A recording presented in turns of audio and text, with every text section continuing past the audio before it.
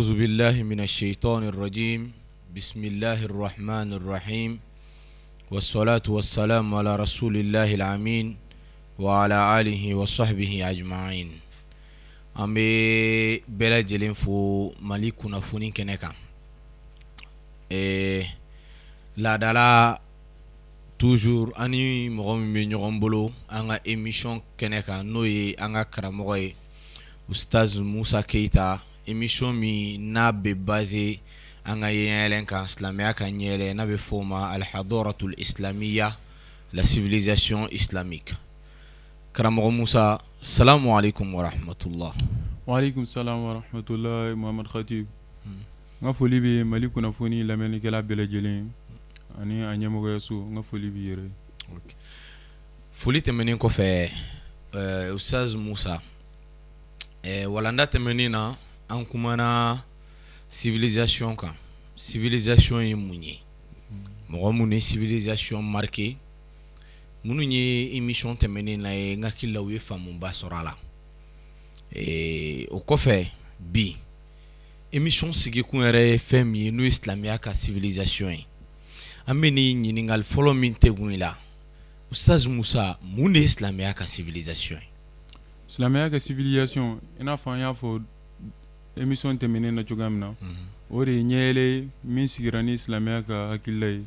Kɛrɛnkɛrɛnnenya la silamɛw kɛlen ka bɔ Maka ka taa Madina ka jamana sɔrɔ u yɛrɛ ye, ka dugu sɔrɔ u yɛrɛ ye. U sera k'u ka ɲɛnamaya kow ɲɛnabɔ socialement, politiquement, ka fara ɲɛnamaya ko fɛn o fɛn ni a bɛ gulon adamaden na. Ni hadamadenya bɛ gulon a la. Donc silamɛya ka civilisation y'o de ye. Ni o y'a bakuruba ye. O y'a bakuruba ye. Ani silamɛw kɛlen ka ɲɔgɔn dalajɛ Madina yen nɔ, u sera ka baara kɛ. U ye baara kɛ kɛnɛ bɛɛ lajɛlen kan. Ka silamɛya lacɛri ka na Afrique yan nɔ, ka taa fo Constantinople. Constantinople o ye fan jumɛn ye? Constantinople bi a bɛ fɔ yɔrɔ min ma Istanbul, yen de Constantinople. Donc Turquie de ye Constantinople ye. D'accord. Ka taa fɛnɛ fo Chine frontière la. Chine tɛ mais Chine frontière la. Chine frontière la. D'accord. Ka Inde ninnu bɛɛ minɛ, ka na ka taa Andalus. Andalus o ye fan jumɛn ye? O ye Espagne ye. Europe. D'accord. Silamɛya ka ni ma fili, silamɛya ka histoire misiriba dɔ bɛ Séville. A bɛ Séville. A bɛ san 100 yiriga caman bɔ. Donc o fɛnɛ ye silamɛya ka civilisation dɔ ye. Ka d'a kan a jɔra ni jɔli cogoya min ye, i yɛrɛ b'a dɔn nin ye silamɛw ka jɔli cogoya de ye. A jɔra ni architecture min ye. Comme o ɲɔgɔnna dɔ b'an yɛrɛ fɛ yan nɔ Tombouctou ani Djéné, u n'a misiri caman. Misiri caman bɛ jamana in kɔnɔ minnu bɛ san 100 yiriga la. Olu bɛɛ ye silamɛya ka civilisation dɔ ye. Ok. Silamɛya ka civilisation dɔ ye mun ye halisa karamɔgɔ? Silamɛya ka civilisation dɔ ye min ye, o bɛ tali kɛ silamɛw ye fɛn minnu dilan. I n'a fɔ fɔlɔmɔgɔw tun b'u mago ɲɛ bɔgɔdaga minnu na, olu bɛɛ bɛ don a kɔnɔ. Ani n'i ye jateminɛ kɛ, silamɛya bɛ na don min kosɔn wari tun bɛ utiliser. Wari min tun bɛ utiliser dinar ni dirham, a tun bɛ Byzantine n'an b'a fɔ o ma empire romain mɔgɔw, olu de tun b'a dilan. Mais silamɛw kɛlen ka na khalifaya sigi, fɛnɛ y'a fɔ ko pour que an ka économie ka se ka kɛ an sago ye, k'an fɛnɛ k'an ka wari dilan yɛrɛ. O de la u sɔrɔla k'u yɛrɛ ka wariw dilan u yɛrɛ. A ɲɛna fɛnɛ ka tɛmɛ romains tun bɛ min dilan kan. D'accord, olu y'a sɔrɔ mɔgɔw bɛ wari dilan, mais olu ye wari améliorer ka tɛmɛ minnu b'a dilan ka tɛmɛ. Alahu akbar. A sanu giriyara ka tɛmɛ min tun bɛ ka kɔrɔ kan, wa warijɛ min tun bɛ dilan warijɛ la o fɛnɛ giriyara ka tɛmɛ romains tun bɛ min dilan. Allahu akbar. Donc olu ka wari o valeur nana bonya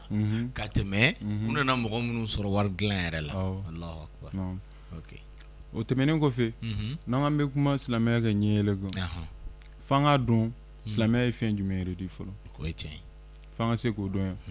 O la silamɛya ye diinɛ de ye, sanfɛ diinɛ de don. A jiginna ka bɔ sanfɛ, wa a bɛ mɔgɔw lasiw ka kɛ Ala kelen batoli de kan. Silamɛya ka hakilila la, Ala wɛrɛ tɛ yen ni Ala kelen tɛ. A bɛ fɔ fɛn min ma ko tawhidu. Silamɛya ka dusukunnasiri, o de ye ka danaya ka fɔ masa wɛrɛ tɛ yen min ni bato ka kan, fo n'a kɛra n'Ala kelen ye. ani ne ye diɲɛ jateminɛ silamɛya de ye diinɛ filanan ye min jama ka can ka tɛmɛ diɲɛ diinɛ bɛɛ lajɛlen. Allahu akbar. Silamɛya de ye diinɛ laban ye mais ale de jama ka ca ni diinɛ ale de ye diinɛ filanan ye min jama fɛnɛ ka ca ni bɛɛ lajɛlen ta ye. Allahu akbar. Silamɛw bɛ taa 1,8 milliard la diɲɛ kɔnɔ. 1,8 milliard. Ni o bamanangalama ye joli ma miliyari kelen ani tila ani joli ani miliyɔn 800 ani miliyɔn 800. Ni ye adamadenw lajɛ dugukolo kan adamadenw ye miliyari 7 de ye. Allahu akbar. 7 milliards de voisins. Mɔgɔ miliyari 7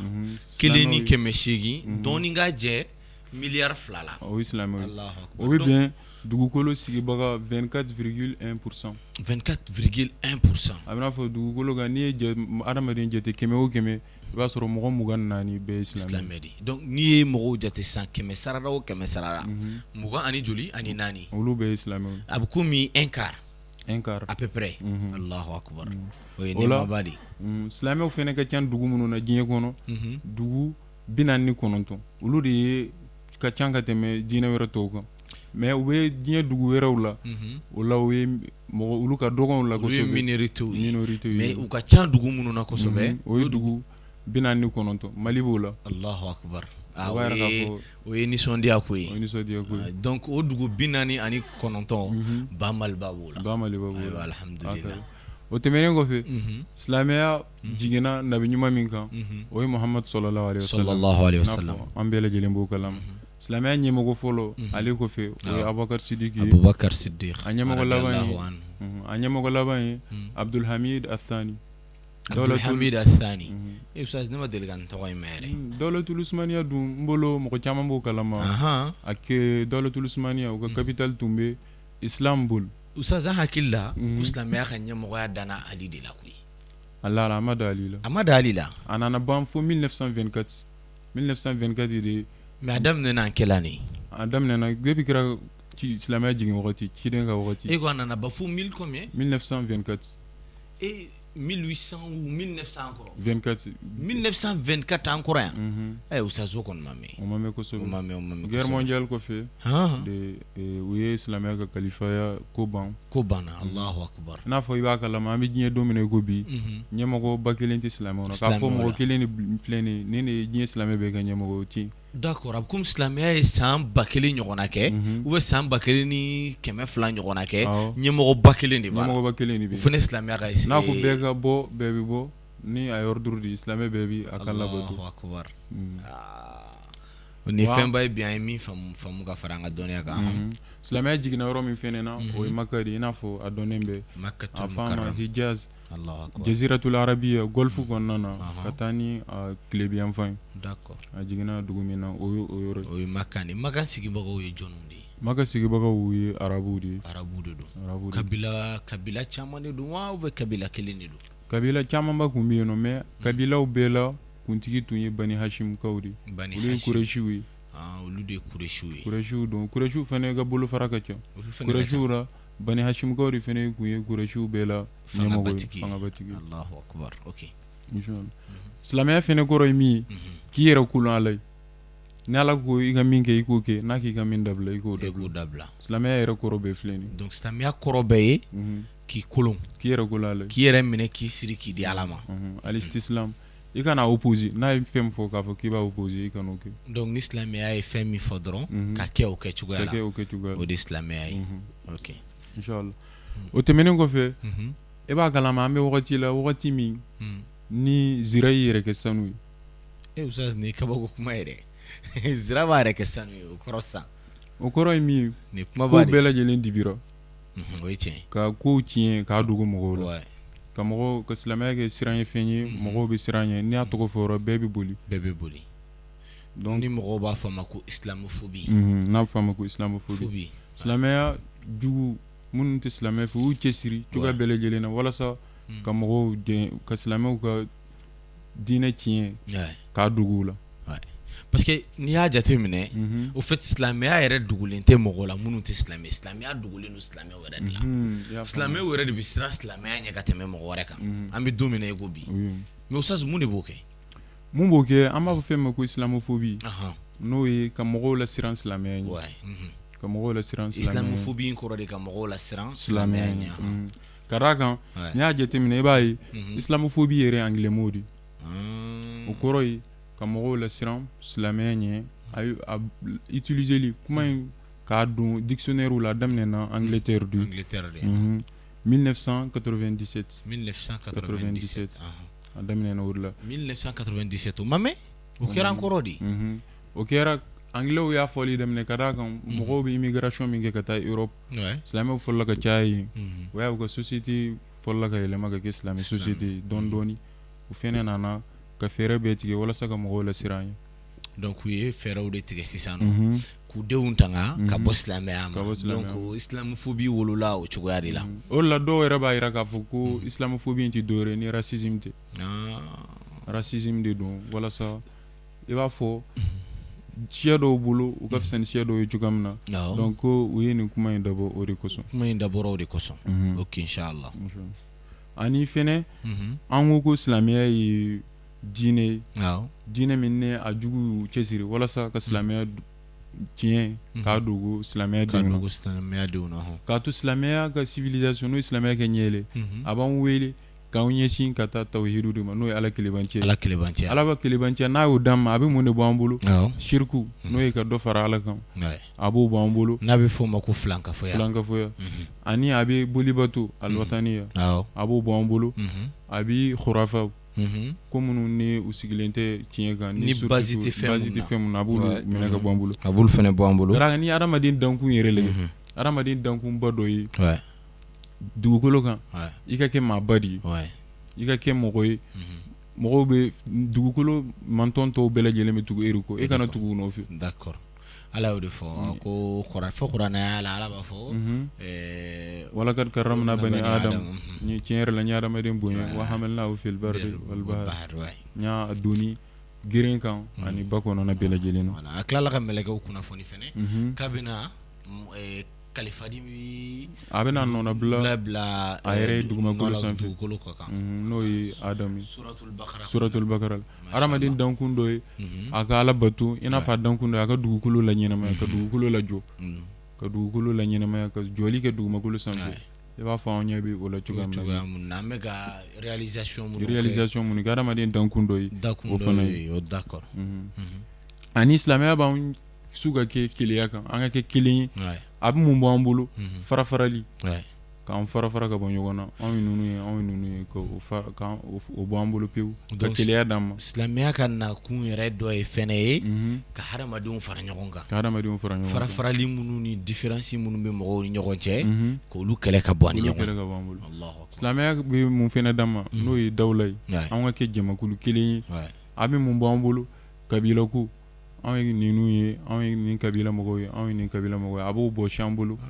ka min d'an ma o ye anw ka kɛ ni jamakulu belebeleba kelen n'o a fɔ ma dawula jamana donc an bɛ ɲɔgɔn kɛlɛ ni kabila minnu ye silamɛya yɛrɛ bɛ n t'a dɔn n bɛna fɔ cogo min na anw bɛ régionalisme ni fɛnni minnu kɛ silamɛya b'olu bɛɛ bɔ an bolo pour que an ka kɛ kelen de an ka kɛ république ye an bɛɛ ka kɛ kelen ye ani silamɛya bɛ fɛnɛ bɛ na ni a bɛ kiitiw de d'an ma ani sariyaw a bɛ mun b'an bolo laadaw ani laadalako a b'olu minɛ ka bɔ an bolo ustaz a b'an ka laadaw bɛɛ minɛ yan ayi a bɛ laadala ɲumanw a b'olu to an bolo laada minnu bɛ yen ni n'u sigilen tɛ bɔlɔ ɲɛnama kan a b'olu bɔ an bolo donc silamɛya n'a bɛ na n'a ka civilisation de bɛ na mais ni civilisation min t'a tɔɔrɔ a b'o to an bolo mais min bɛ silamɛya tɔɔrɔ a b'olu de minɛ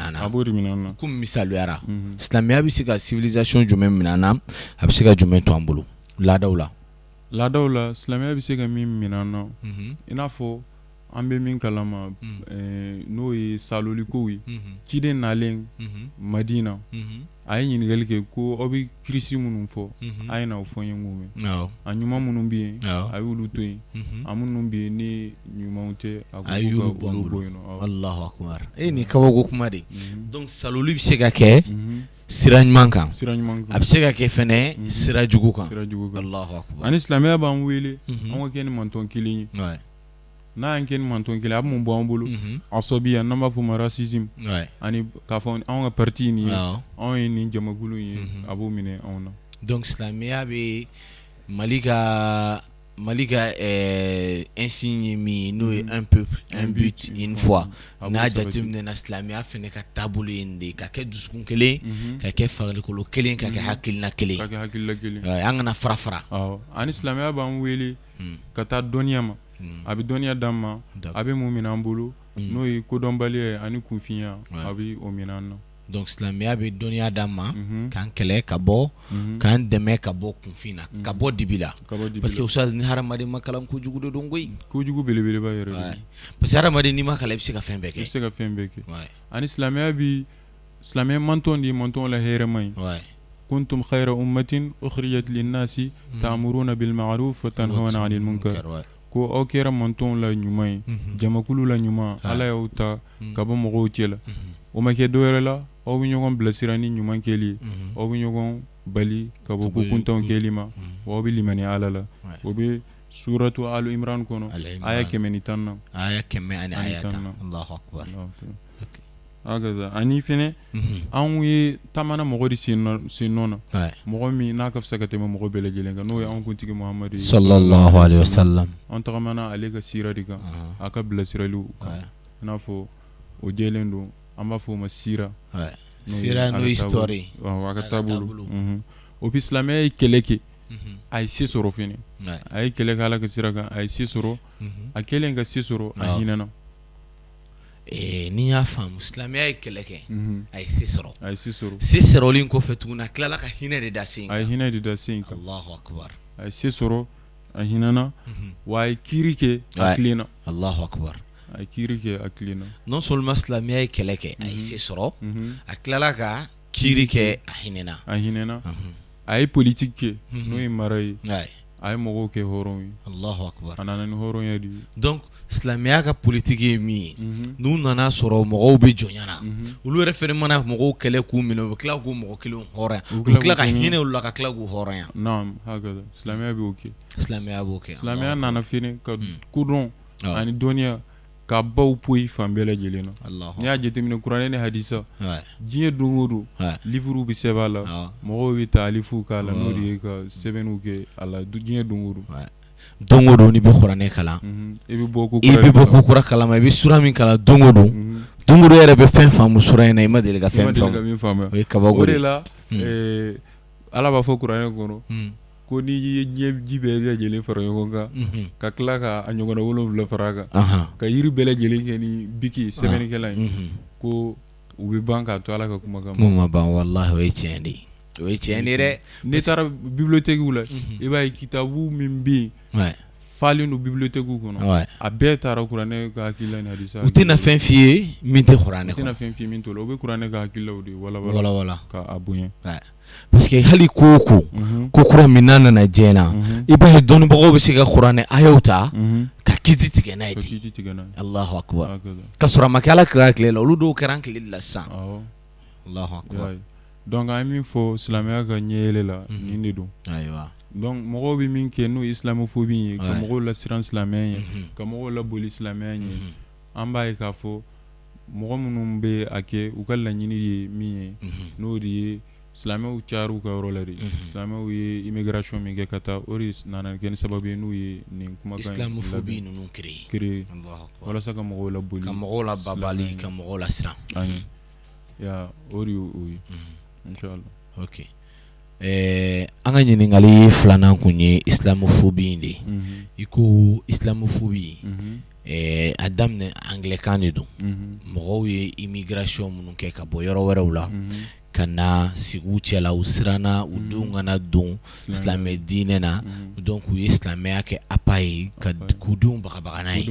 fo ka n'a kɛ dibi ye ka silamɛdenw yɛrɛ lasiran n'a ye ka silamɛw la parce que bi yɛrɛ n'i ko k'i bɛ silamɛya fɔ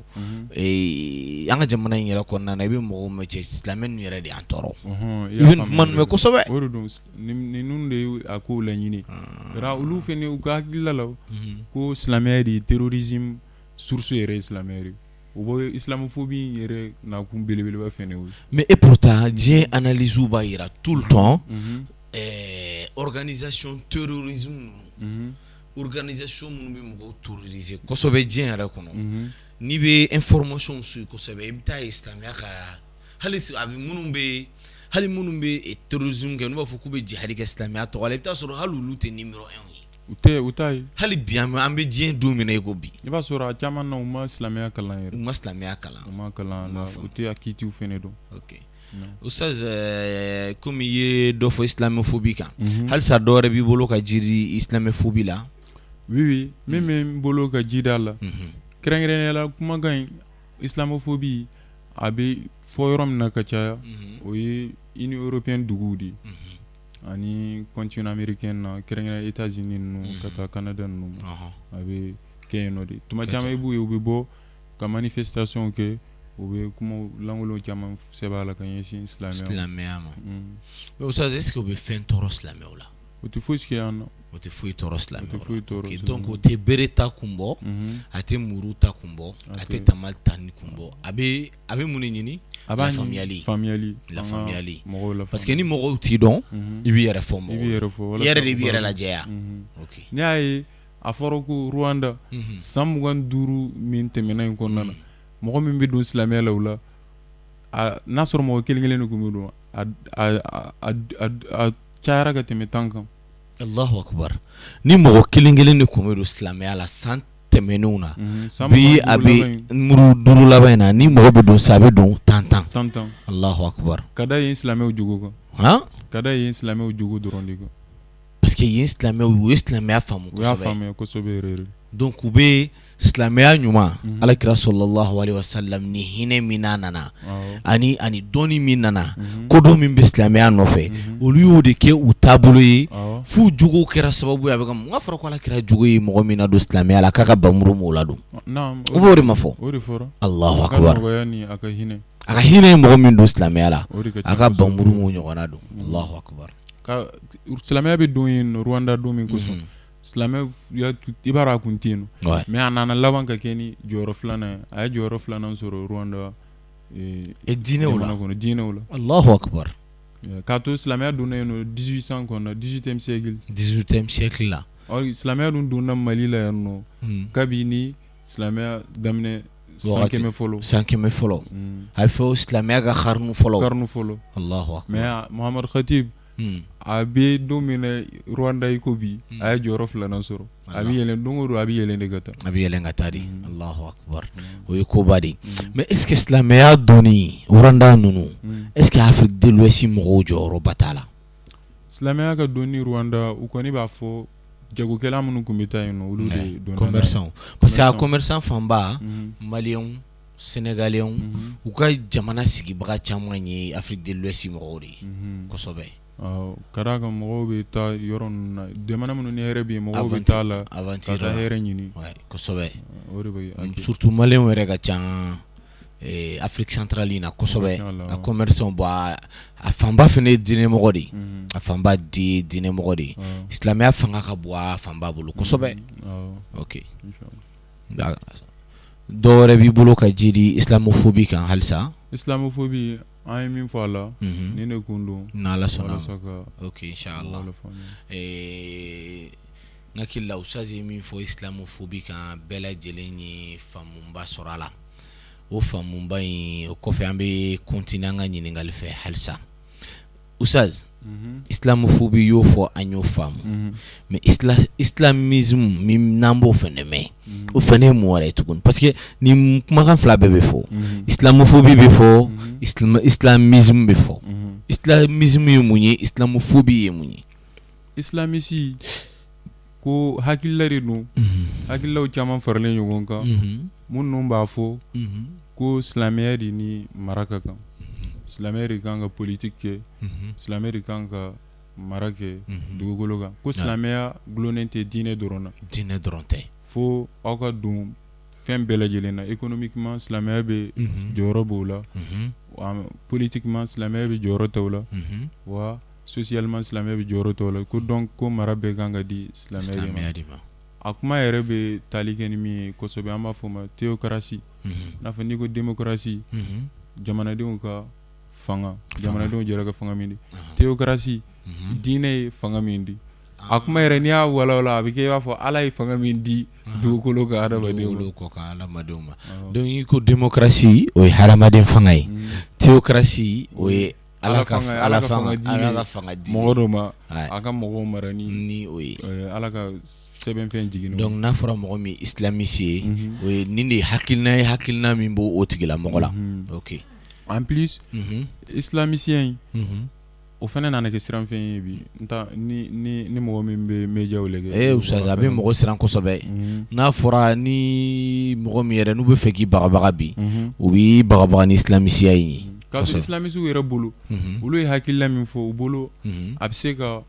nafaba ye ɲɛnama ye olu b'u ka misaliya kɛ ni min ye ko n'i ye jateminɛ kɛ ni saudiya lajɛ saudiya sigilen don o de kan islamisme de kan Iran bi ten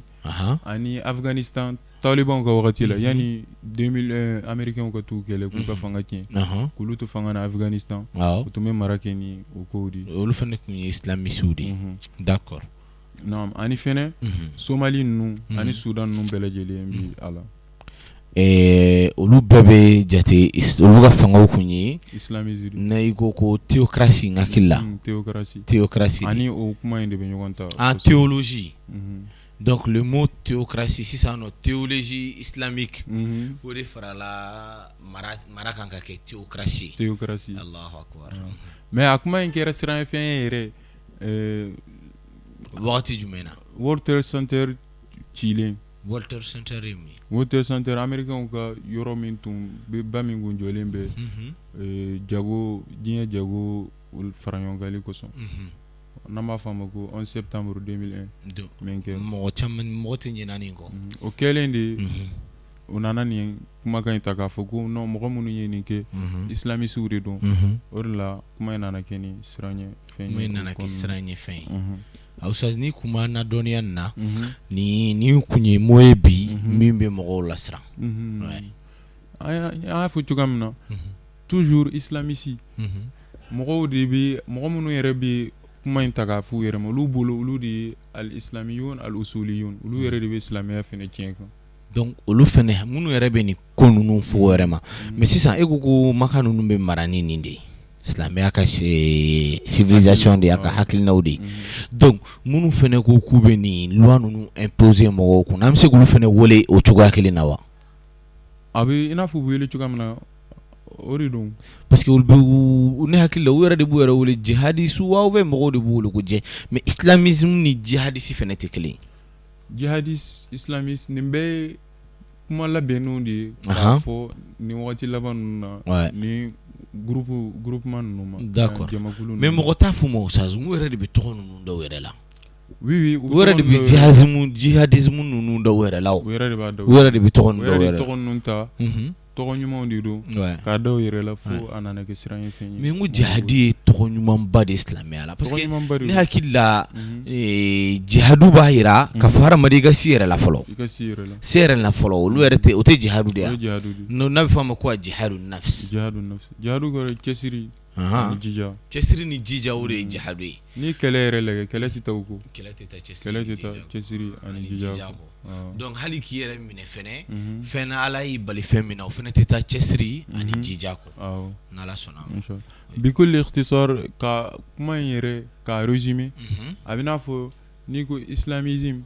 ani min bɛ ɲɔgɔn contredit n'u bɛ kɛ ni ɲɔgɔn senna ye i n'a fɔ n'i ko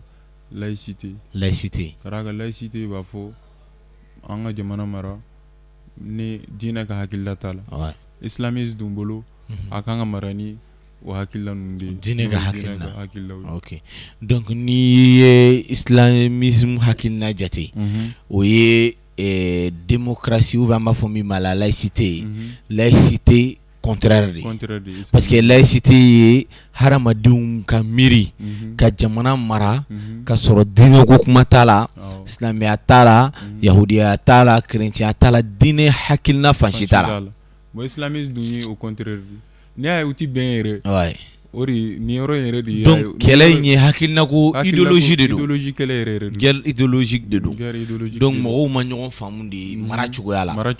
d'accord minnu ko an ka kɛ ni diinɛ ka hakilila ye minnu ko non an ka kɛ ni an yɛrɛ bɛ adamadenya faamuya cogoya min na pour que an bɛ se ka ɲɛta sabati Allahu akbar mais minnu ko sisan nɔ ko ka kɛ ni silamɛya ka mara ye parce que mara tɛ taa fɛn dɔ de kɔ o ye loi de n'a bɛ fɔ a ma ko sariya o sariyaw ani an ka hadamaden hakilina sariyaw jateminɛ yɛrɛ la ustaz n'i y'a jateminɛ différence ba t'u cɛ dɛ différence bɛ t'u cɛ tiɲɛ yɛrɛ yɔrɔ ka d'a kan a fɔ al-aqlu sarih la yu'arid an-naqlu sahih ko hakili ɲuman hakili min n'a ka kɛnɛ o ni ala bɛ kiiri minnu bila ka na ko u tɛ ɲɔgɔn fɔ ɲɔgɔn ye u bɛ bɛn ɲɔgɔn ma ka caya Allahu akbar u bɛ bɛn ɲɔgɔn ma ka caya ok an ye caman faamu islamisme na halisa dɔ b'i bolo ka fara ni farankan b'i bolo ka fara islamisme kan halisa sinon an bɛ continuer ni ɲininkali tɔw ye halisa oui an ye min fɔ yen kuma in kɔni ka sabati ka diɲɛ minɛ a ka fɔ mɔgɔw ma a kɛra 11 septembre de kɔfɛ o de tun bɛ an bolo bi ka lase mɔgɔw ma inshallah ne hakili la an ye faamu caman sɔrɔ silamɛya ka civilisation na ka faamu caman sɔrɔ islamophobie la n hakili la a bɔra ka walanda min fɔ sisan nɔ n'o ye islamisme ye an ye faamu caman sɔrɔ o fɛnɛ na ustaz civilisation tɛ taa fɛn dɔw kɔ n'a bɛ fɔ a ma ko sariya n'o ye loi ye parce que hadamaden pour que aw ka sigi loi de bɛ k'a la an ka dugu hali an ka burusi kɔnɔ dugu ninnu sigicogo de b'a la hali dugukolo tilacogo de b'a la hali an yɛrɛ ka société fɛnɛ tilalicogo de b'a la dugutigiw bɛ yen alimamuw bɛ yen kuma laselaw bɛ yen nin bɛ yen kɛlɛcɛw bɛ yen fɛn caman bɛ yen donc o bɛɛ kɔnɔna na kiriw fɛnɛ bɛ yen ni mɔgɔ min bɛn kɛra fɛn minnu kan ni mɔgɔ minnu bɔra o kow kɔrɔ olu kan ka ɲangi donc sisan nɔ silamɛya fɛnɛ a ka ca ala fɛ n hakili la silamɛya fɛnɛ tɛ taa sariya kɔ donc sariya jumɛnw de bɛ silamɛya fɛnɛ na sariya yɛrɛ ye mun ye fɔlɔ silamɛya ka sariya ye mun ye ani sariya jumɛn bakurubaw ni silamɛya ka sariya bɛ bolo olu kan silamɛya ka sariya ye min ye ne y'a ye an bɛ fɛ ka nin walawala sariya yɛrɛ tɔgɔ fɔli kɛra siran ye fɛn an bɛ don min na ko bi n'i y'a fɔ bi an bɛ boli dɛ bɛɛ bɛ boli parce que tɛgɛ de b'a la maninkaw tɛgɛ tɛ sigi la bɛɛ b'an dɔn n'an ka ɲuman ye marakaw de tɛgɛ tɛ sigi aw tɛ se wali fɛn ma ok donc sariya ye min ye o ye ala ye fɛn min bila dugukolo sanfɛ walasa ka se ka hakili tigiw k'u diriger n'a ye ka taa fɛn ma u ka hɛrɛ bɛ min na diɲɛ na ani lahara o ye fɛn ye nabi ɲumanw de nana n'a ye Allahu akbar sariya yɛrɛ kɔrɔ bɛɛ filɛ nin donc sariya bɛɛ kɔrɔ ye a kɔrɔ bakuruba ye nin de a kɔrɔ bakuruba de ye nin hadamadenw bɛ se ka balo cogo ɲuman na ka sɔrɔ u ma ɲɔgɔn tɔɲɔ ala ye sariya fɛn minnu kɛ a ka jɔnw kan wajibi ye kiitiw la ani sigikanw ani ɲɛnamaya bɛ se ka ɲɛnabɔ cogoya di u ni ɲɔgɔn cɛ walasa u ka se ka ɲɛnamaya duman kɛ u ka se ka lahara fɛnɛ sɔrɔ Allahu akbar tilennenyaw b'o la mɔgɔw ka intérêt mɔgɔw ka hɛrɛw ɲinini bi a la ka ɲɛsin u ma donc n'i y'a jateminɛ sariya yɛrɛ nakun tɛ ɲangini ye parce que ni sariya fɔ bi mɔgɔw bɛ ɲangini de n'i ye mɔgɔ faga i ka faga n'i ye sɔnni kɛ i tɛgɛ ka tigɛ n'i ye nin kɛ nin ka k'i la mais sariya yɛrɛ nakun ye ka mɔgɔw bali tɔɲɔli de la mɔgɔw ka intérêt au fait sariya nakun tɛ ka mɔgɔw tɛgɛ tigɛ a nakun tɛ ka mɔgɔw faga a nakun de ye mɔgɔw ka balo parce que n'i y'a dɔn k'i ye mɔgɔ faga i bɛ faga i fɛnɛ bɛ siran i bɛ siran mɔgɔ faga ɲɛ donc n'i siranna sariya ɲɛ i bɛ siran mɔgɔ faga ɲɛ donc sariya nakun de ye an kana ɲɔgɔn faga de a nakun yɛrɛ laɲini o de donc a nakun tɛ k'an pini a nakun tɛ pini de fo ni dansagona o de la a fɛnɛ b'i jɔ a jɔyɔrɔ la sariya bɛ tali kɛ mɔgɔw ka baara ɲɔgɔn ye a bɛ tali kɛ o la a bɛ tali kɛ an ka bato jogo ko a bɛ tali kɛ nin bɛɛ lajɛlen na wa a bɛ tali kɛ ɲɛnamaya bɛ se ka labɛn cogo di aw ni ɲɔgɔn cɛ an ka ɲɛnamaya labɛn cogo min na mais ko sariya bɛ tali kɛ bato la exemple sariya jɔyɔrɔ jumɛn de bɛ bato la bato fɛn o fɛn bɛ yen a fɔ silamɛya ka diinɛ na i tɛ Ala bato i kun fɛ i bɛ Ala bato règle de kan règle jumɛn ciden ye bato minnu an bila bato minnu sallallahu alaihi wasallam o de la a bɛ fɔ k'a bɛ taali kɛ bato la donc exemple comme mun exemple i n'a fɔ seli silamɛya y'a k'anw bolo farida 5 de i tɛ se k'a fɔ k'i bɛ a kɛ 6 ye i tɛ se ka dɔ fara a kan i tɛ se ka dɔ fara a kan donc n'i ko k'i bɛ i yɛrɛ b'a bɔ i yɛrɛ la ka seli min kɛ o ye mun ye o ye nafila de mais o tɛ wajibi ye quoi o tɛ wajibi donc i tɛ se ka wajibiya i yɛrɛ kan jango ka wajibiya mɔgɔ wɛrɛ kan wa i tɛ se ka dɔ b'a la fana k'a fɔ oui silamɛya ye seli kɛ ni farida 5 de ne bɛ n ta kɛ 3 ye mais o ça c'est tant insan dɛ donc hali ni tan t'i bolo wajibi sariya ye min d'i ma i bɛ bolo de kan donc o de ye a sariya ma yɔrɔ ye diinɛ yɛrɛ bato ta yɔrɔ la hadamadenw ni ɲɔgɔn cɛ ta la yɔrɔ jumɛn ye hadamadenw ni ɲɔgɔn cɛ ta la i n'a fɔ silamɛya ye dansigi an bɛ ɲɔgɔn la baara an bɛ ɲɔgɔn baara ɲɔgɔn ye cogo min ɲɔgɔn ka hakɛw la tangani an kana ɲɔgɔn bɛn ɲɔgɔn kan kana ɲɔgɔn ka hakɛw tiɲɛ donc n'an jɛra baara ɲɔgɔnya na ni mɔgɔ min jɛra baarayɔrɔ la i k'a tigi sara n'aw bɛnna sara min kan i k'o dafalen d'a ma n'aw bɛnna wagati min kan a ka sɔrɔ wagati la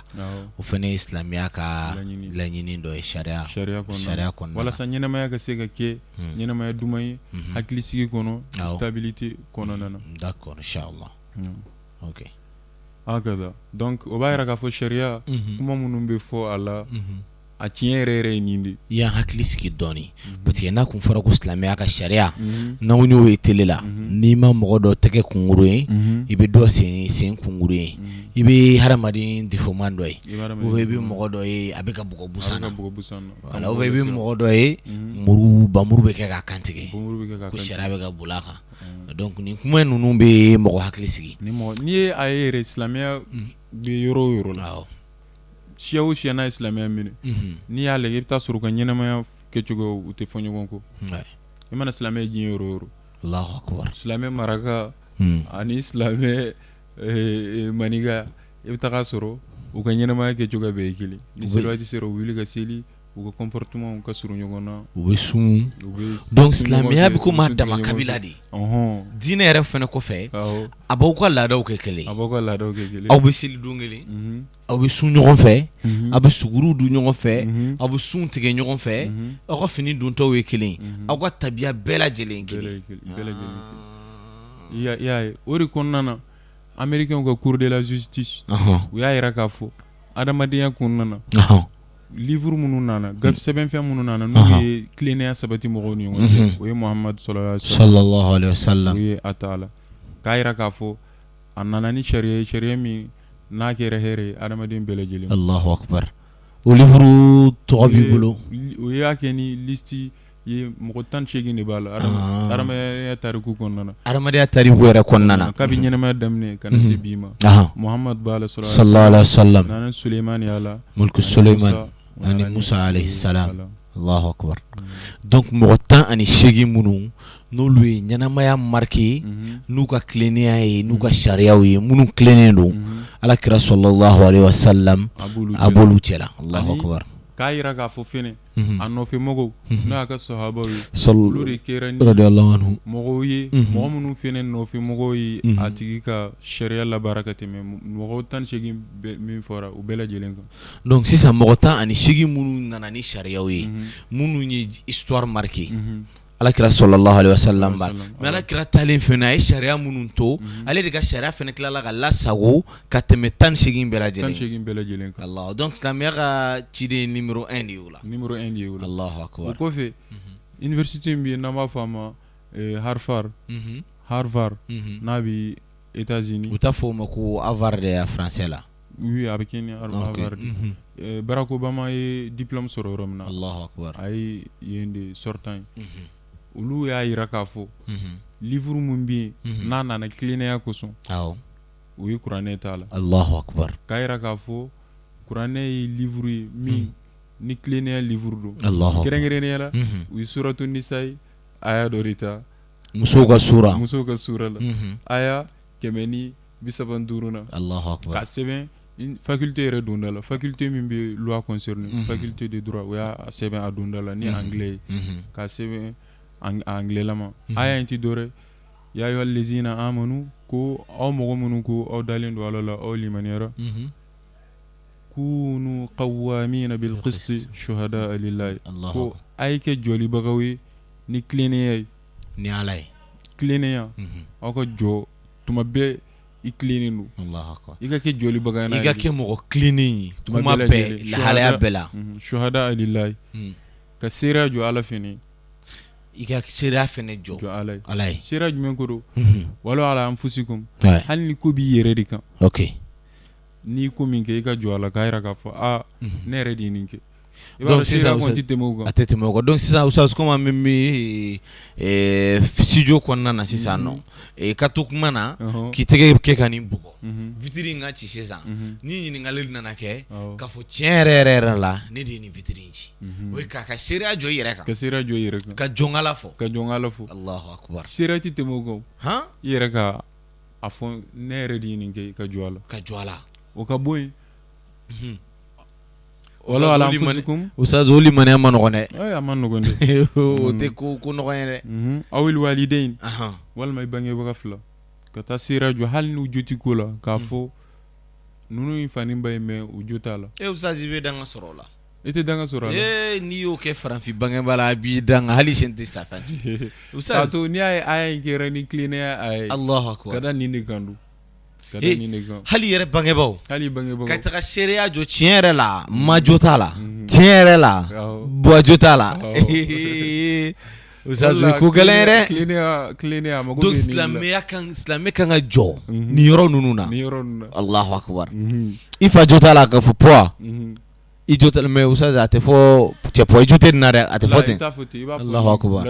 ladamu ani bonye parce que silamɛya b'o de fɛnɛ demander wal aqrabin wal ma ila masuru akere balma wiye wal ma fayre balma wal ma babalma ka ta sira jolu fene gan ala yere koso ça ne ko golere donc ka taga parce que déjà on me ñogon défend galoni kan donc e ka taga i balma yere ñebala abi déjà abi problème de la era kana ka fo tiere la ni balma do ayen ke ça ne ko golere ko gelen bari do donc ko cleaning hay ko gelen bari cleaning amano ni ay akere ay joro basoro dine ko nan ni ne do Allahu akbar aramadin jenge kadi adancho ga yere la sentiment ga tilinga ju aramadin usaz ni nga gelene musumi shindima ki kono barata ha ki inu kata joro la e ka joka fo tiere la karsa ne bajuta la usaz ni ko gelen badi mais ni ya jo silamɛya ye ala ko i kana bangebaa ye na yɛrɛ i ka jɔle ala de parce que ala ka fisa ka tɛmɛ fani ba kan donc ni ala lajɛ o b'a nɔgɔya i bolo mais usaz fɛn nɔgɔn tɛ hali o bɛɛ o la y'a fɔ wa in yaku ghaniyan aw faqiran ko a tigi kɛra ni fɛntigi ye walima a kɛra ni fantan ye fallahu awla bihima a ka fɛntigiya a n'a ka fantanya ala de ka kan n'a ye ka tɛmɛ e kan kana fɔ k'i bɛ hinɛ la ko fantan don ka ban ka seereya jɔ walima kana fɔ k'i bɛ nata la a ka fɛn kosɔn ka ban ka seereya jɔ usaz bi n bɛna kabako fana f'i ye an ka bi seereya wallahi kuma dɔw la bi yɔrɔ fɔlɔ la i b'a dɔn sisan misiri fila bɛɛ bɛ yen quoi fɔlɔ la mɔgɔw kun bɛ pini ka fɔ ko fantanw de don ni se t'i ye i tɛ seere sɔrɔ yɛrɛ la foyi ni faama kɛlɛla i bɛ mɔgɔw sɔrɔ min bɛ jɔ i la mais bi faamaw yɛrɛ bin bɛ kɛ faamaw kan bi hali jamana in kɔnɔ donc i n'i ka faamaya bin bɛ k'i kan k'a fɔ ko parce que i ye faama de ye i ye faama de o fana bɛ kɛ parce que o fana bɛ kɛ bi dɛ o fana ka fɔ o b'a yira kilennenya in de ye laɲini ye hali donc hali n'a tigi ye faama de ye n'i b'a dɔn k'a fɔ karisa ye fantan de ye ni fantan jo t'a la a bɛ fɔ fantan e jo t'a la i ka jɔ kana hinɛ a la ko parce que ko fɛn t'a bolo k'a bɛ taa kaso la a tɛna se k'a yɛrɛ bɔ Allahu akbar kana na t'a la fana k'a fɔ k'i tɛ tiɲɛ fɔ k'i tɛ tugu tiɲɛ nɔfɛ ko fɛn min b'a bolo ala de n'a ka kan kana ban ka tiɲɛ fɔ faama fana ye k'a fɔ parce que a bɛ se k'i datugu kelen kana ban ka fɔ fana parce que a b'i ni se cɛ n'a jo t'a la k'a fɔ vraiment patron i jo tɛ nin kelen nin na k'o fɔ a ye k'o fɔ a ɲɛna Allahu akbar wa intalu mais ni y'o bɛɛ fɔ n'i y'a kɛ ni kodɔn ye o de ka fisa a la kosɛbɛ kodɔn de laɲininen don silamɛya b'a ɲini a ka kɛ ni kodɔn de a kana kɛ ni panparanpan ye vulgarité kana k'a la Allahu akbar o de la a y'o fɔ a ko wa intalu n'aw ma sɔn aw y'aw nɛn kuru ni tiɲɛ walima ka jɛngɛ ka bɔ tiɲɛ ma aw tɔgɔ de don walima ka ban ma pewu yɛrɛ k'i tiɲɛ ye ka ban ma a t'i n'a fɔ k'i jɛngɛ ka essayer k'i b'a kɛ sutura la cogo dɔ la ka ban yɛrɛ pewu ka ban pewu ko ala ye dɔnniba ala bɛ fɛn dɔn aw bɛ ka min kɛ ala b'a dɔn Oustaz bagabagalikan de ok Oustaz sisan ko dɔ kɛra i ɲɛna tiɲɛ yɛrɛ la mais e yɛrɛ siranna problème ɲɛ n'i ma kun est ce que o bɛ don nin kɔnɔ wa a bɛ don a kɔnɔ ka d'a kan i kan ka jɔ tiɲɛ ye ala yɛrɛ de kosɔn e ye fɛn dɔ ye k'a fɔ n tɛ n da don o donc diyagoya de don i b'i da don a la de parce que a kɛra i ɲɛna de ala de y'i garisɛgɛ don a la donc i b'i jɔ a seereya la de ka ban o seereya fɛnɛ na o ye ala sɔsɔ de o ye ala sɔsɔ de o de la ko fa inna allaha kana bima ta'maluna khabira ko ala ye dɔnnibaga ye ala ye dugulen masa ye aw bɛ ka ko min kɛ n'aw y'o ban tiɲɛ tuguɲɔgɔnyali ma ka taa tiɲɛ fɔ ka taa seereya jɔ tiɲɛ kan ou bien k'a yɛlɛma yɛrɛ ka taa seereya yɛlɛma i b'a dɔn ni ye tiɲɛ ka taa tugu nkalon na ko ala ye dɔnnibaga ye ala ye fɛn min na a y'o kɛ bagabagalikan de ye ala y'o kɛ bagabagalikan ye mɔgɔw ka siran ok inshallah Oustaz an tɛ bɔ kuma la f'an ka kuma fɛn dɔ kan jiri b'i bolo ka fara sariya kan ni jiri t'i bolo ɲininkali wɛrɛw bɛ yen an b'olu kɛ wagati kurunin kama o kɔfɛ ka sɔrɔ ka sariya la an ye min fɔ o de ye sariya ye yani sariya ma kan ka kɛ siran ye fɛn ye sariya kan ka kɛ fɛn de ye a ka walawala mɔgɔw ye mun don ni walasa mɔgɔw k'a dɔn silamɛya nakun ye hinɛ de ye adamadenya ma a nakun tɛ ka mɔgɔw lasiran ka mɔgɔw babali d'accord sisan silamɛya bɛ mɔgɔw lasiran pour que an kana ɲɔgɔn tɔɲɔ an kana ala kota an kana danw sago an kana danw sago hali baganw kan Allahu akbar parce que ne hakili la hali ni bagan min bɛ hadamaden bolo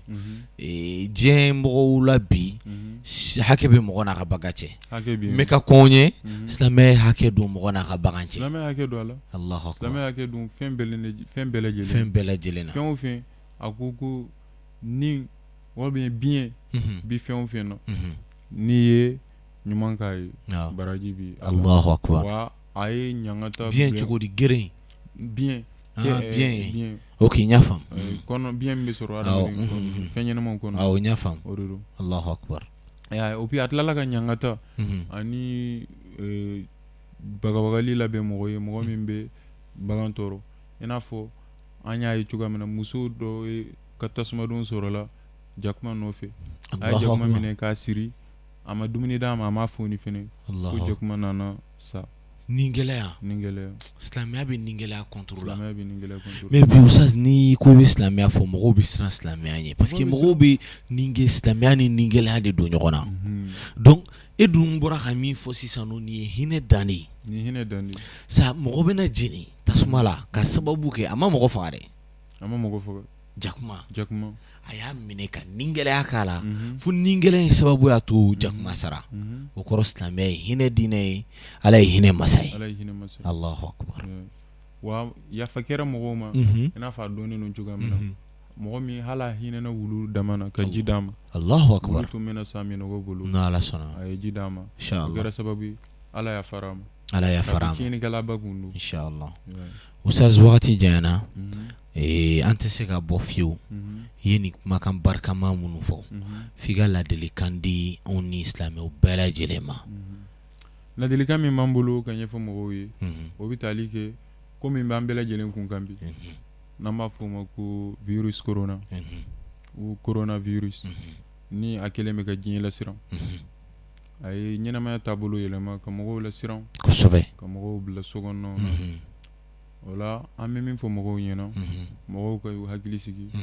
u kana siran u ka duwawu kɛ ka caya ani ladilikan minnu fɔra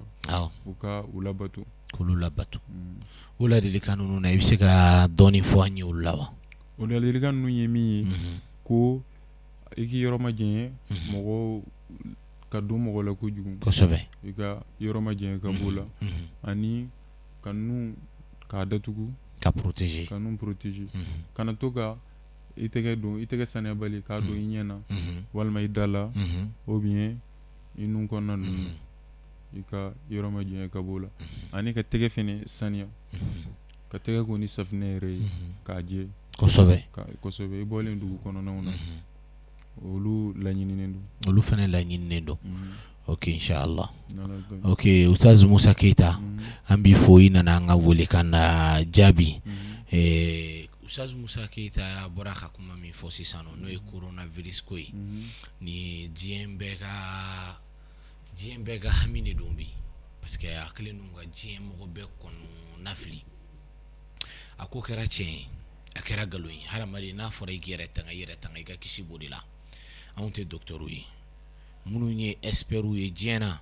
n'u ka kalan n'u ka dɔnniya bɛnna nin ma olu de ko k'an k'an yɛrɛ kɔlɔsi an k'an tɛgɛw ko ka jɛ Ustaz Musa y'a fɔ cogo min na k'an k'an tɛgɛ ko safinɛ na o b'an kisi coronavirus ma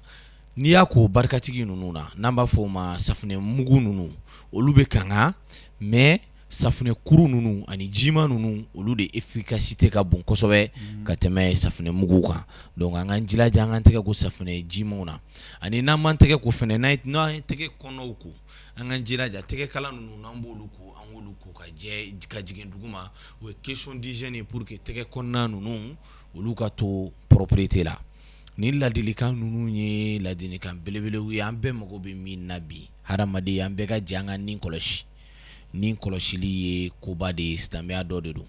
wa u bɛ kɛ fɛn min ɲini an fɛ fɛnɛ silamɛya contraire tɛ ala ko inna allaha tayyib la yuqbala illa tayyiba ala ka sanu a tɛ foyi minɛ fo n'a kɛra fɛn sanuma ye donc silamɛya ye sanuya diinɛ de ye fɛn wɛrɛ foyi ma ɲini an fɛ f'an ka sanuya an ka mabɔ ɲɔgɔn na dɔɔni a bɛ jamana minnu na a t'anw minnu fɛnɛ na an ka jamana ɲɛmɔgɔw ye minnu fɔ an ye an ka daw la an ka tuguw la an ka jɛ an ka kɛ kelen ye n'o kɛra ala b'an dɛmɛ ka bɔ nin bana in kɔnɔna na an bɛ kuma laban ni Ustaz ma a bɛ dugawu kɛ an bɛ sɔrɔ ka chaîne lasegin a tigiw ma an bɛ ala deli ala k'an ka jamana kisi ka tanga amina ala ka silamɛ bɛɛ lajɛlen amina a ye mɔgɔ minnu minɛ ala ka kɛnɛya nɔgɔyaw ye amina ni mɔgɔ min fɛnɛ tora a la an bɛ ala deli silamɛw la ala k'u kɛ shahidu ye n'a fɔ fɔra cogoya min na ni bana fiɲɛbana ye mɔgɔ min sɔrɔ n'a tigi tora a la ni silamɛ don a bɛ jate shahidu su ye ala k'u bɛɛ lajɛlen kɛ shahidi su ye ala ka hinɛ banbagatɔw bɛɛ lajɛlen ma a bɛ jamana minnu na ala k'a ta ka bɔ olu ma bon an b'a fɔ aw salamu alaikum wa rahmatullah mɔgɔ min tun bɛ kuma barani na o ye aw balimakɛ Muhamad Khatib Kanute caméra Yusuf Traoré micro Ustaz Musa Jallo an b'a fɔ wassalamu alaikum wa rahmatullahi wa barakatuh